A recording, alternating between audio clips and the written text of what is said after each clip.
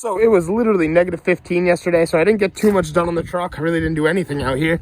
I came out today, it's a little warmer. It is only 6 degrees. We got our 4-wheel drive tie rod in, so this should fit perfectly in here. Which it doesn't, which is very strange. Our 4-wheel drive tie rod end right here does fit. And the difference between a 4-wheel drive and a 2-wheel drive, I guess, is that the 4-wheel drive usually plugs in up here. And I was sitting here doing a lot of late night thinking, and I was like, man, I mean, it's 1 o'clock in the morning, it's 10 degrees outside, and I came out just for this video. You ready? Bam. It goes under. Now, we do come across an issue with that, though, because, I mean, how are we supposed to make this reach that? So, still a lot more to figure out, unfortunately, but it does fit, so that is very nice to see. Hey, what is up, YouTube? Welcome back to another video. Hopefully this is part 3 of 3 on the suspension overhaul on the front of my mini truck. So in the last video, we finished tearing it all down. We've added our upper control arms, put our shock back in place. I can actually put the nut back on that and start tightening that down. We got our spindle in place. It needs to be tightened, greased, and the cotter pins need to go in. And so that's pretty good. I did figure out our tie rod end issue. So on a 2-wheel drive spindle, a tie rod can't sit on the top of it because they're tapered. So if I take this and try to put it in, only the threads go in, and the actual shaft, the smooth shaft that goes in here, doesn't fit. Now we take our 4x4 tie rod end, which I won't even be using, and put it underneath. Bam, fits like a glove. So that is a very good thing to notice. And so I got 4x4 tie rod ends, and I did learn that you cannot interchange 4x4 tie rod ends with a 2-wheel drive, because here's a 2-wheel drive sleeve. This literally just falls right in place, which is bad. So that means these are smaller than a 2-wheel drive thread. So right here I got a new 2-wheel drive outer tie rod end, which we can actually probably apply today. And I'll just wait for the inner to come in at the end of the week, and we'll slap it up there. So this video might come out after another video because I'm waiting on parts. But yeah, you can see how much thicker that is. The only thing I don't like about these is they are pre-packed with grease.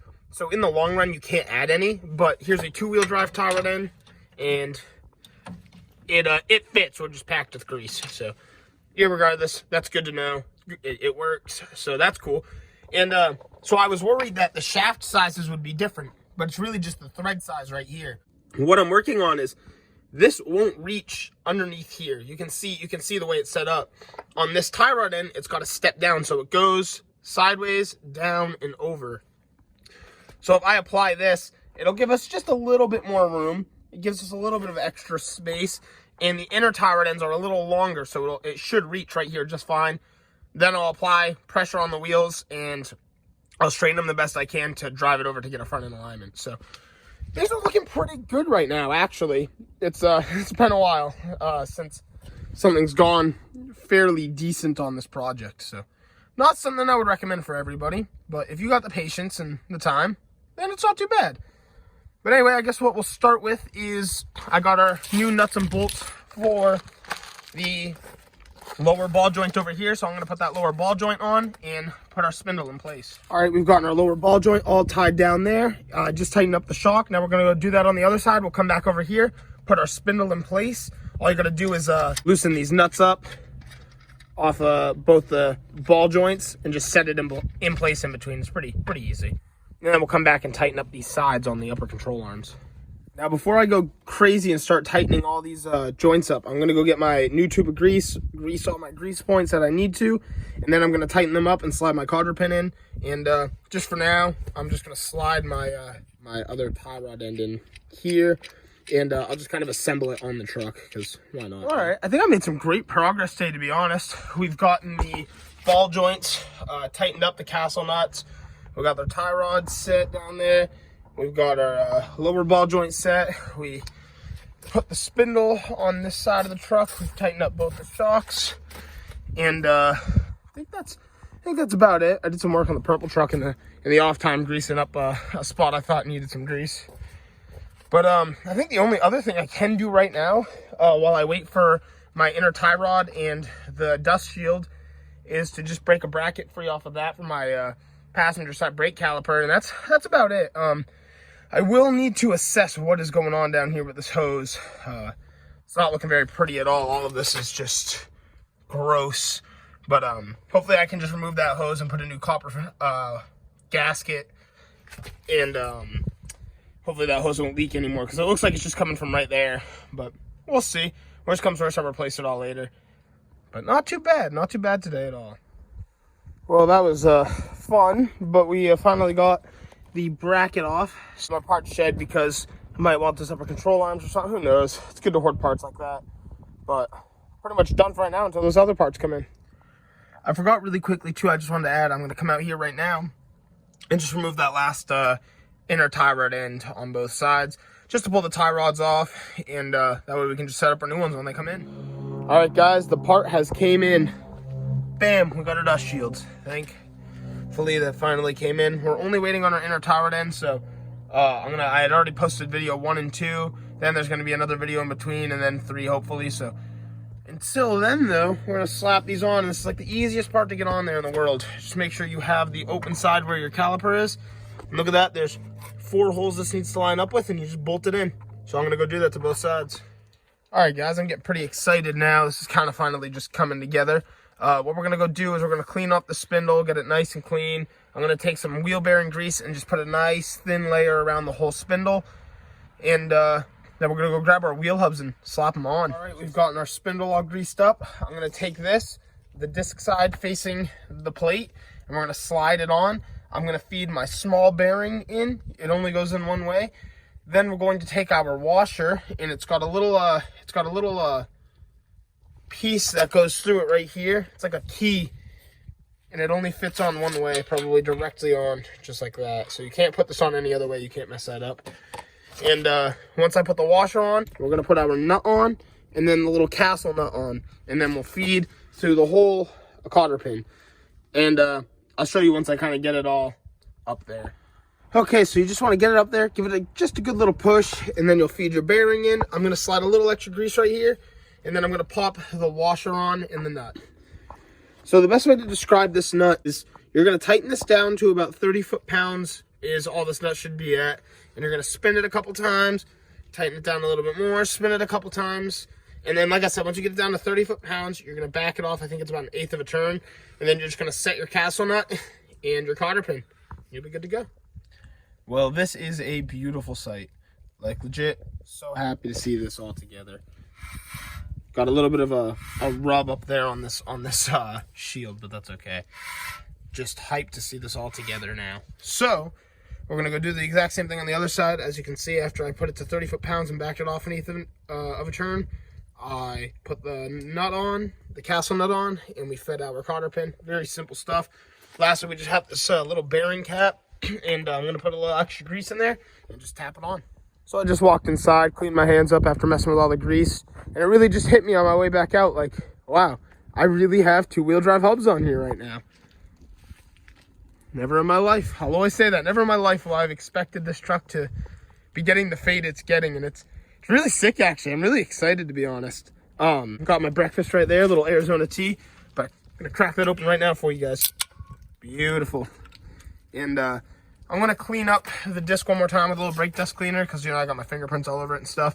But I think the next step now is going to be throwing the brake calipers on. I'll put it up on here for right now, and what I'm gonna probably end up doing is getting a new hose and a new line later and running it all the way up to the master cylinder and just re-bleeding all my brakes, put some new fluid in there, and get that taken care of. So I should have double checked this before I put it all up there, but it's okay. The brakes for 4-wheel drive are a little bit longer than the 2-wheel drive. They're dual piston instead of single. So what I'm looking at right now is I might have to alter my dust shield, but I might be okay now. And they give us new bolts when you get the spindles, which is very cool of them to do. I'm really thankful for the street edge drop spindles. So far they have been really good at what they've done. Okay, I lied. We do have to cut this just a little bit. I'm just gonna cut it from like right here up and then over. So I'm just gonna cut off like a section on the both top and bottom of both sides very carefully, so I do not put any abrasions on this disc. I do not want to take this all apart to do that again, and probably be the better bet, but It's okay, I'm already this far, so I'm just gonna cut that. Just to make you feel any better too, if anybody's stressing out about that, I just bent the shield back and I put a real small wheel on there, so that is like perfect. We'll be able to cut that up, no issue. All right, after cutting away about half the dust shield that we just purchased, we got it to fit. So I've got this on there now. Who knows if my pads will even fit, but I guess we'll get there when we get there. That's a pretty close, it's pretty close right there to this wheel hub. I'm curious how it looks on the two-wheel drive, if it sits real similar or not. I'm gonna figure it does, and it doesn't poke past it, so I think we're safe to run it. And regardless, we'll find out the hard way if not. That is beautiful so far. Now we're going to take our caliper, put our pads in it, and see if it fits. So we're going to find this. Well, I'm actually going to place the pads right here, and we're going to slide our caliper over and see if everything works. Bolt it up, and I'm excited. Okay, so just really quickly to show you too, this is literally as simple as it is. You just rest your pads in place. These are 4x4 brake pads. These are 4x4 brakes. So we're gonna take this, and now we're gonna throw it up here and see if it works. I mean, this part should work. Well, all right, I got that on there. Don't push on just one or the other piston. You have to push on them both, or one will push in and a bunch of fluid will come out at you. So thankfully I got some brake dust cleaner, so we'll clean this right up. I'm gonna send my my bolts back here. I don't know what size they are, 10 or 12. They're probably 12s. And once these are on, we have brakes on here, like successfully. And kind of gives me incentive to upgrade that to the 4x4 dual piston calipers up front, because why wouldn't you, you know? Also, when you install your brake pads, don't forget these little metal clips. They're just little slider clips that'll help you. All right, so I've just added a little bit of brake fluid. Down, back down. Cool, it's closed. And as you can see, both sides. Look at that. This is quite a build this time around, to be honest. We did a lot this time to straighten this out. The only thing I'm waiting on is that inner tie rod end, so that might be a little tricky too. I mean, like I said, we got to make this somehow reach up there, but I'm going to put the wheels on the truck and lower it back down because it's never really going to be at this height. So I'm not too worried about it reaching because this is going to be a little higher up. It's just sagging like this because we have the truck lifted up as high as possible. So not too concerned there. As long as we're able to steer safely, that's going to be what matters. And honestly, if I can't, I'll just notch this out. So not really too worried. I think it's going to be really successful. But for now, I'm going to throw the wheels back on and just rest it down because I got a couple more days of waiting for the inner to come in. And I'd rather adjust my wheels, just lift it up and adjust my wheels with the tires on so I can just see how straight it is. So not too bad. Wow, wow, wow. I am hyped right now. Just got to torque down these wheels, but check that out. Two-wheel drive hubs on my 4x4. And I think I'm still rocking a little bit of negative camber, but like not nearly as much as we had before. A little bit is fine. I'm not really stressing about that. And we can always get some extendable arms later. It's really the toe I was worried about, but I mean, it is way better. And you got to expect some camber. And actually, another thing I just thought of is I actually need to lift the truck up and re-index my torsion bars. So, unfortunately, I think this is going to become a 4-part series, even though I didn't want it to. Well, all right, guys, I'm sorry to burden you with making it a 4-part video, but it's very self-explanatory. Once you do all of those steps and you install your tie rod end, you're basically just going to have to go get a front end alignment and tighten up your torsion bars a little bit before you go get your front end alignment. And that's pretty much it. I think it did bring us down a bit in the front, which is kind of hype, and that's why we're rocking some negative camber. So tightening those up a little bit will give us just a hair of positive camber, and it'll help with that. I'm really excited. I think this went very well. And if you want to see some more Minitruck content, don't forget to like and subscribe. I will see you all in part 4. We'll make it a vlog style video. We'll make it real fun. And man, just cannot believe it.